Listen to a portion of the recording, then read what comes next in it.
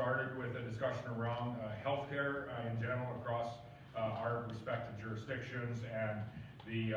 need for the federal government to come to the table for a proper funding arrangement through our Canada Health Transfer, which we discussed earlier this morning. We also had a very robust discussion with respect to strengthening our economic opportunity in the western areas of Canada, and the resulting challenging labor market that we are seeing in our respective jurisdictions as we find our way through this global pandemic. And we also discussed the training opportunities that we are undertaking in our respective provinces and territories,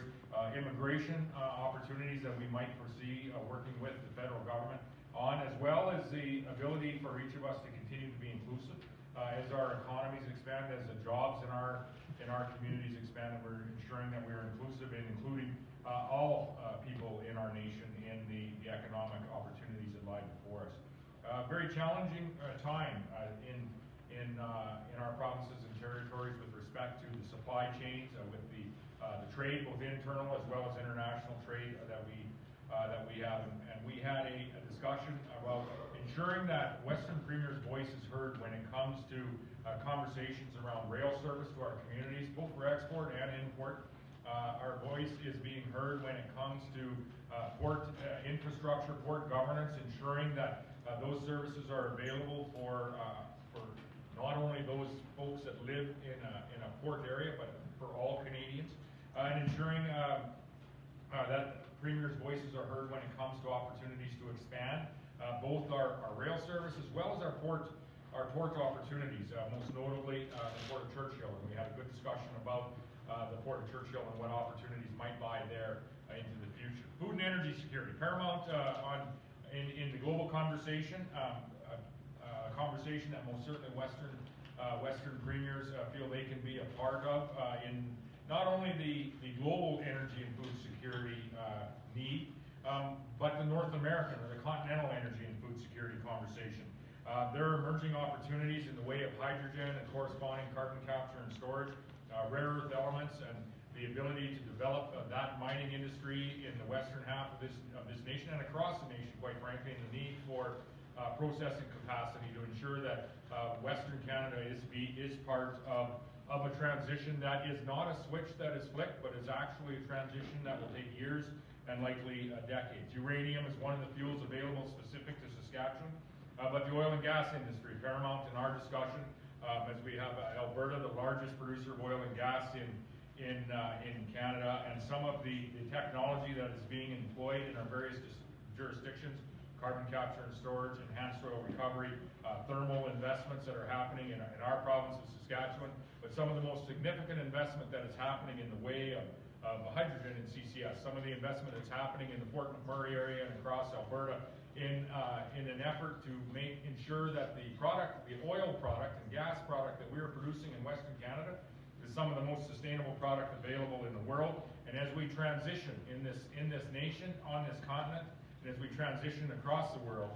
we would ask the world to look at these products that are some of the most sustainable that you can access, and some that we still will need for an extended period of time. Related to that, we talked about the regulatory uncertainty that many of our mining, our energy industries are operating within, specifically to the fact of the Bill C-69, and to the fact that Alberta has challenged that bill, and been successful in that challenge in the Alberta Court of Appeal. And we talked, and I would quote out of the press release that premiers discussed the recent ruling by the Court of Alberta that found the Federal Impact Assessment Act to be an unconstitutional intrusion into provincial jurisdiction. We are, if there is any subsequent action or pulled to the Supreme Court, Saskatchewan will be intervening on that. I know other provinces are looking at their specific situation as well. That regulatory uncertainty went even further in our discussion, and again I would point to the news release that we had where premiers agreed that the federal government should not interfere in areas that are provincial or territorial, of provincial and territorial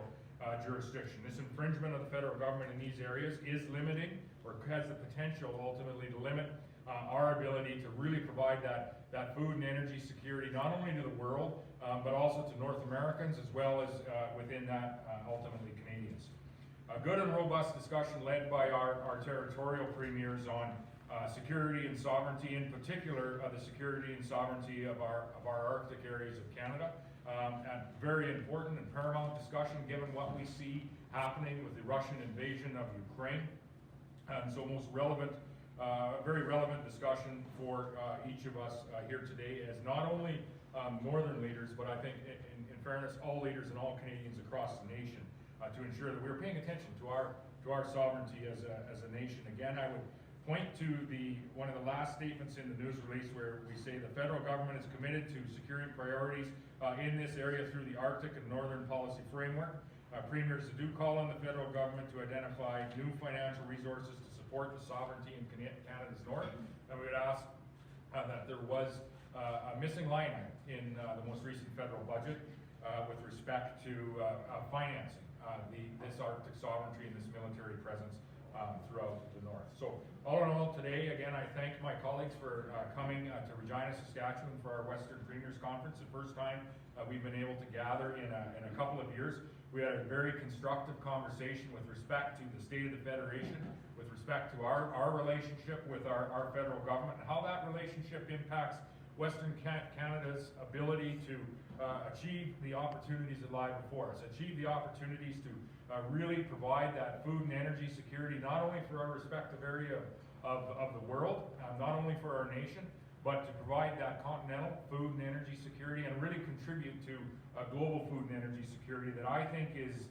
very paramount given what we are seeing in the world today following 2 years of a global pandemic and right now in the midst of a significant invasion of Russia invading Ukraine. So with that, we'd be happy to take any questions that you might have here today.